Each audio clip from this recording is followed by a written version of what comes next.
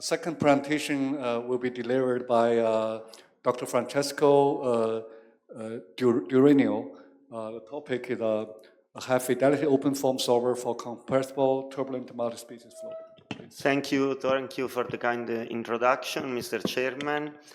So actually, you will see that I'll present more than just a solver, and I'd like to start with a brief review of the compressible flow solver we have actually available on OpenFOAM. We know many of them: raw simple foam, raw pimple foam, raw central foam. Many of the previous speakers talked about raw central foam and reacting foam. But which are the characteristics? The main characteristics, they are mainly all of them second order accurate. There's no particular attention on limit numerical distribution on this solver. We have something on raw central foam, which is built especially to deal with the stability issues. Solution algorithm in all these solver are implicit. Multi-species flows, compressible flow can be treated only by reacting foam or raw reacting foam. And we can use only perfect gas equation of states. So giving this state of facts, what we want to do is to develop high order methods.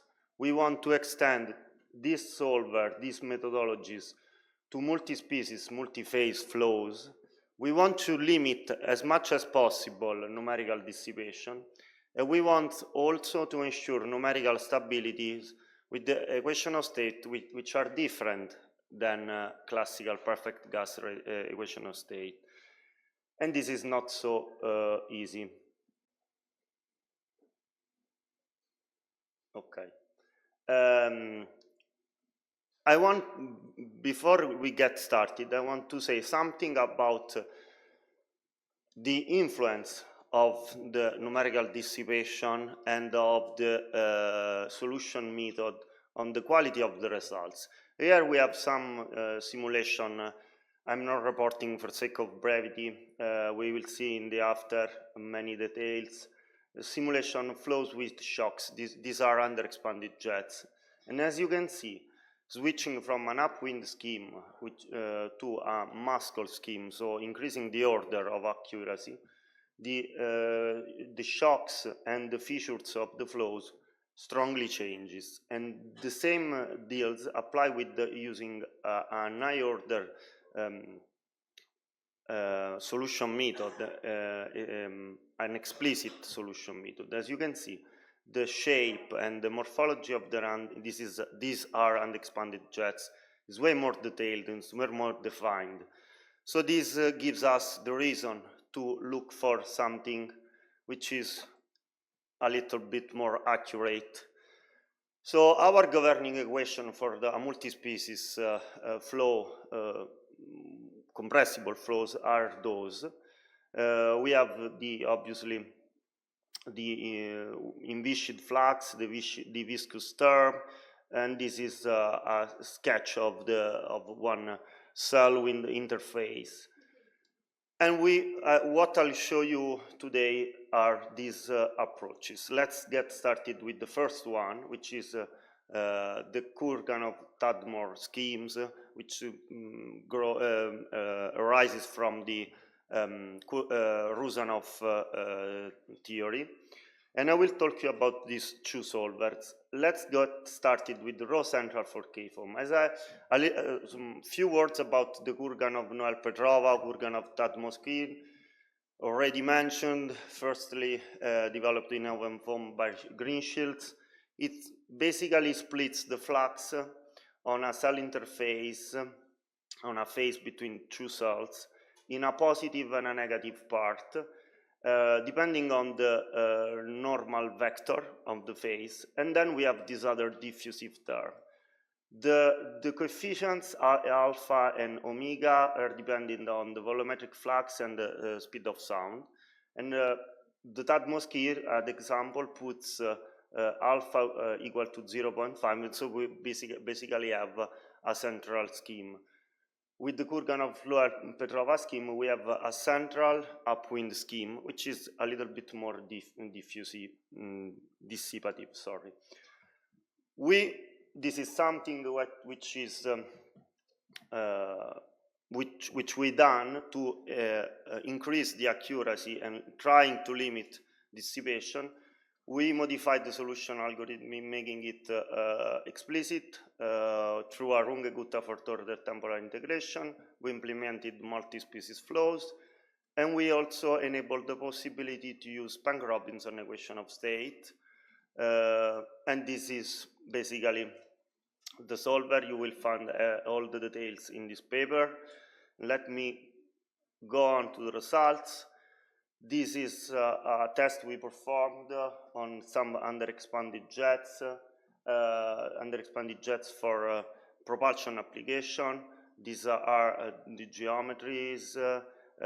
As you can see, it's quite complex geometry and requires quite important cell sizing dimensions, 15 micron. And we studied propane injections, and as you can see, and we validate with experimental Schlieren images provided by the Italian National Conceal Research Institute, but also with hydrogen, ranging on various pressure ratios, different species, and as you can see, the flows are well represented. But let's go a little bit further, because we took the Kurganov-Petrova scheme and we put them on a multi-phase flow solver. And we did it with Professor Michele Battistoni group of the University of Perugia, who provide us a real fluid property package developed by his research group, which is required to treat 3 species, 2-phase flow, where we have a liquid, its vapor, and a gaseous environment. And we obviously implemented the Kurganov-Petrova schemes, this time with implicit integration, and also an homogeneous relaxation model to treat the phase transition. We tested this other solver, which we called Rosenthal HRM-FOAM, and you can find all the details here, on a high pressure fuel injection case. And this is the SCN spray G injector, and we tested it with propane and isooctane. We performed the LES simulation. These are the details of the injection conditions, and let me show you some of the results. You can appreciate how the solver is capable on reproducing the shape and the dynamics of a supercritical propane injection. So all the shock waves, this is done thanks to the real fluid property package, which provides us properties for this very dense vapor of propane, but also we managed to simulate subcritical propane injection, so a liquid with the phase change to vapor, and plus we have underexpanded jets, so it's quite tricky. And as you can see here, it's just a snapshot of all the results. As I mentioned, you can look at them here, and we can reproduce these primary shock cells, but also these secondary shock cells with, let me say, a quite reduced amount of cells. Also with the isooctane injection, we exploit X-ray density maps measured at Argonne National Lab and made available by SCN community. And this quantitative comparison shows us improved results if compared to other commercial solver. And that's all for the Kurganov-Tadmor scheme. Next, we decided to implement another approach, which is based on the Liu on advection upstream splitting method. And as you will see, this other approach is way less dissipative. A few words about the theory. In this case, the envisaged flux, differently from previously, is split in the convective and the pressure part. Obviously, for all the governing equation, this was done. And let's consider the convective flux, but for the pressure flux, it's the same.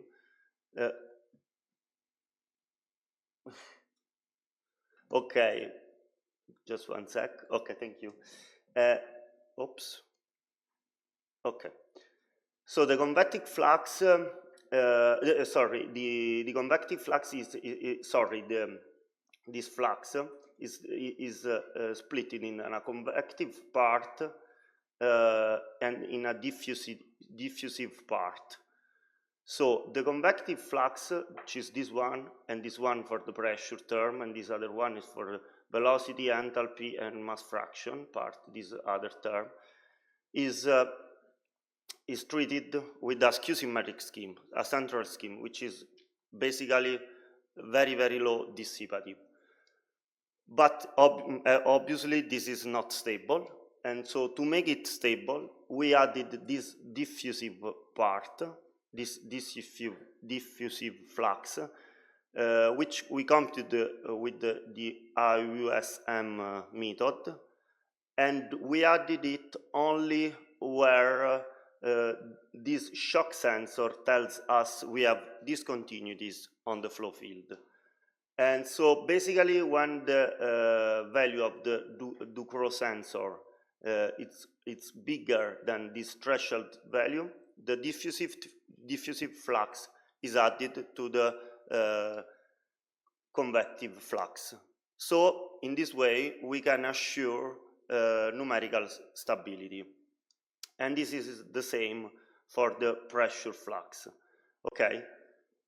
Another time, this is an explicit solver, Runge-Gutta third order temporal integration, and we basically extended this method, firstly developed by Modesti and Pirozzoli, to a multi-species flows, and also with the real gas equation state, as you will see. The solver is called raw energy species foam, and firstly we studied it with the Richtmeier-Meshkov instabilities, which are basically these represented here. We have this shock wave which travels and it crosses in a light gas bubble, and then we have the development of the flow. And we tested the two different configuration with a circular and a square bubble, reproducing obviously experimental data provided found in literature. Bubble gas and square and ambient gas are different for the circular and the square bubbles, helium, nitrogen, and so on. These are the conditions. 3 different grid resolutions, equation of state, ideal gas. The 3 different grid resolution allows us to assess uncertainty and convergency of the simulation. And as you can see, the results are quite satisfactory. And they allows us to validate with these optical, these experiments, which these images are acquired by optical techniques. And as you can see, for both the configuration, the solver is able to follow the evolution of the morphology of the bubble in a very long period on the whole evolution in the computational domain. You have the experiments and CFD simulations, and you have the time, obviously, and as you can see also from this this graph on the middle of the slide, the agreement it's way good. This is another slide which shows you the flow characteristics, and as you can see, since the solver is very low dissipative, low numerical diffusivity is introduced in the simulation. The definition of the bubble boundaries, the shock waves, all the features of the flow are well represented, very well represented, and you can see it from velocity, Mach number, density, and so on. Also on different pressure ratio, on different values of density and Mach number. But let's go on, because that's not finished, the end of the story.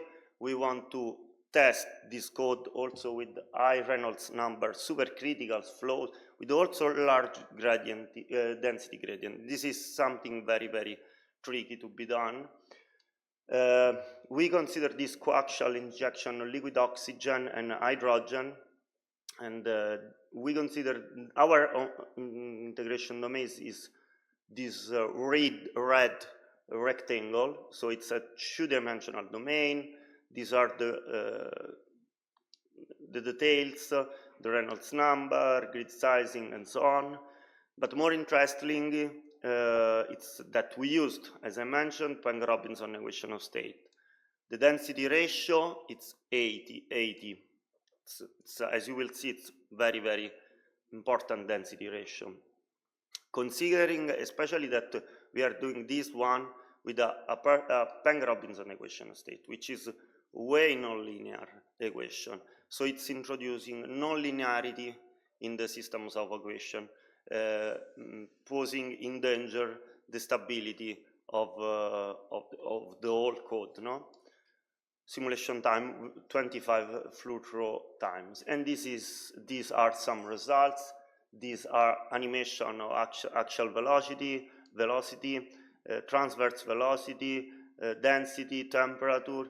You can see the Kelvin-Helmholtz instabilities, which grows on the interface between the two species. And let's have a look on the density, which for the liquid oxygen is 1,355, while for the hydrogen is 15. So this is something interesting, but to validate this one with experiments, it's quite tricky, since experiments in this condition are not so easy to be performed. So we kind of validate this model with other simulation. We did a numerical validation, and these are other results by other authors with different using different CFD codes. And this is the mixing layer thickness, which is confined by the mass fraction of oxygen equal to the 1%, so between the 1% and the 99%.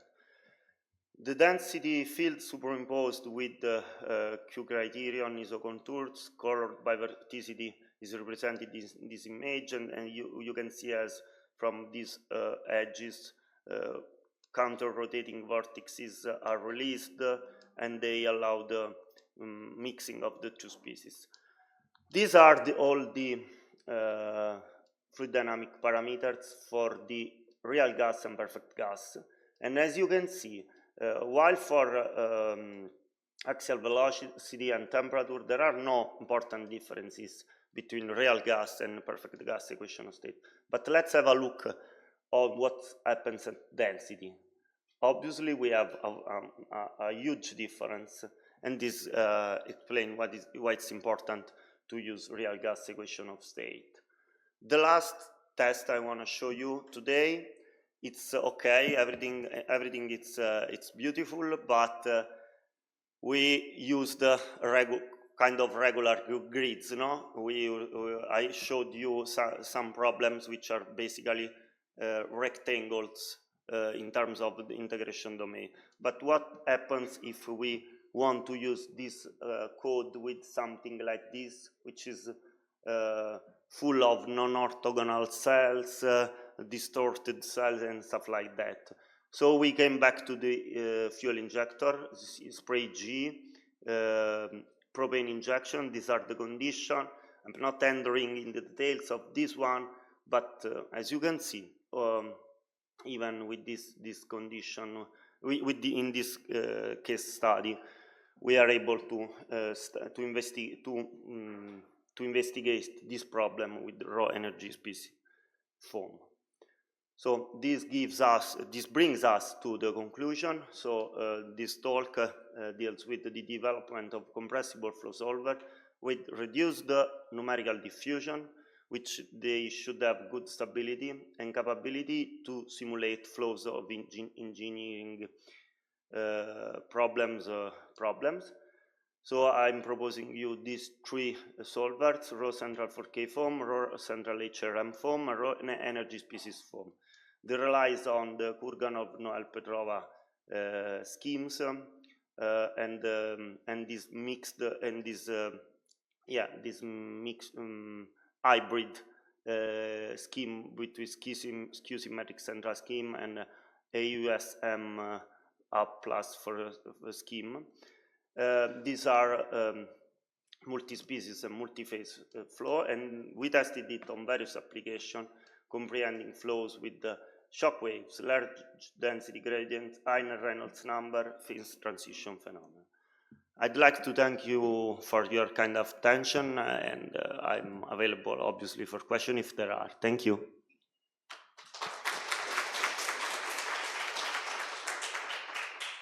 Thank you for the presentation. Any questions from the audience?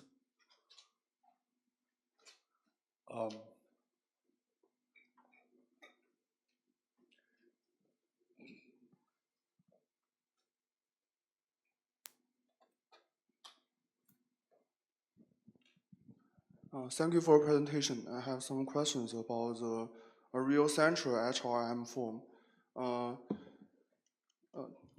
When we considering the flow near the critical point, the liquid of the properties of the liquid changes rapidly. So our calculations will always fail in this situation. So I want to know how do you achieve the robust in this solver? Yeah, okay, so this is an interesting question, thank you. The point is you have two problems. You want to get the real characteristics of the flow, of the fluids and of the flow obviously, near in this zone where you have the phase transition, but also you have to ensure stability. To get the first thing, so trying to get real fluid properties, we used this real fluid property package developed, as I mentioned, at the University of Perugia. And it's basically the Bang-Robinson equation of state, modified Janaf relation, which depends both on pressure and temperature, and Chang relation for dynamic viscosity, which so it's depending also by, rather than just the temperature, also by the pressure. And for numerical stability, we used the Kurganov-Noel-Petrov schemes because they are low dissipative if compared to other approaches like a pure upwind scheme. It's more dissipative than the other scheme I showed you in raw energy species form. But we added, actually I didn't mention for sake of brevity, the Krapushin extension to low Mach number flows, which enables these schemes to treat also low Mach number flows. And with this one, introducing the right amount of numerical dissipation, you can achieve stability. Okay, thank you. You're welcome. Yeah, another quick question. Yeah, thank you, Professor. I have a question about the is that your solver suitable for the single species flows? I mean the single phase flows like only Which A. one? Raw central for K foam or raw species, raw energy species foam? All of them. All of them. Okay. Yes, is that suitable for the single phase? Yeah, it's multi-species, but at the moment it's a single phase.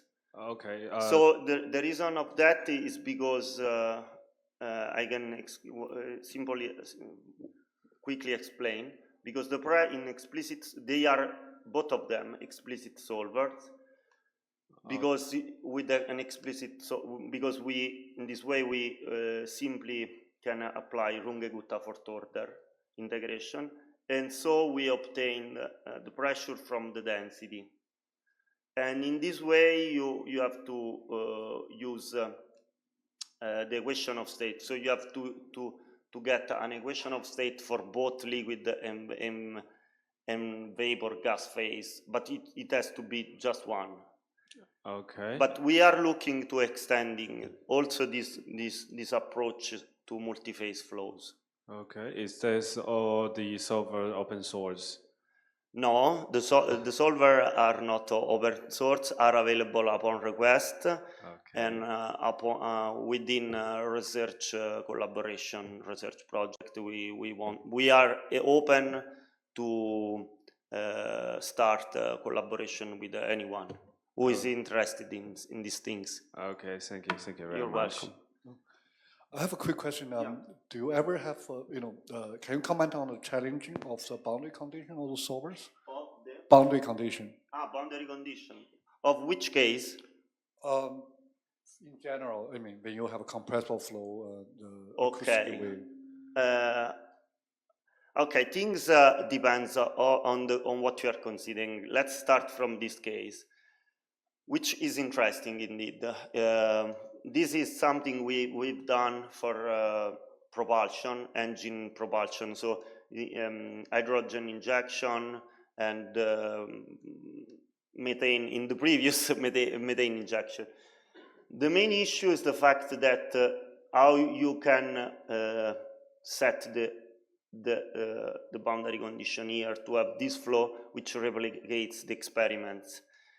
So in this case, we were lucky because the manufacturer of this injector, I didn't mention, but this is quite interesting thing because it's a tomographic scan, because you have to reconstruct what you have here, and you have to impose like a pressure, and it's not, as I was saying, this is interesting because we were lucky. We get some pressure measurements, some pressure behavior over time, so we imposed it here, and that's okay. There are no stability problems because you are putting a fixed value here, and then you have all domain which is confined, and that's okay.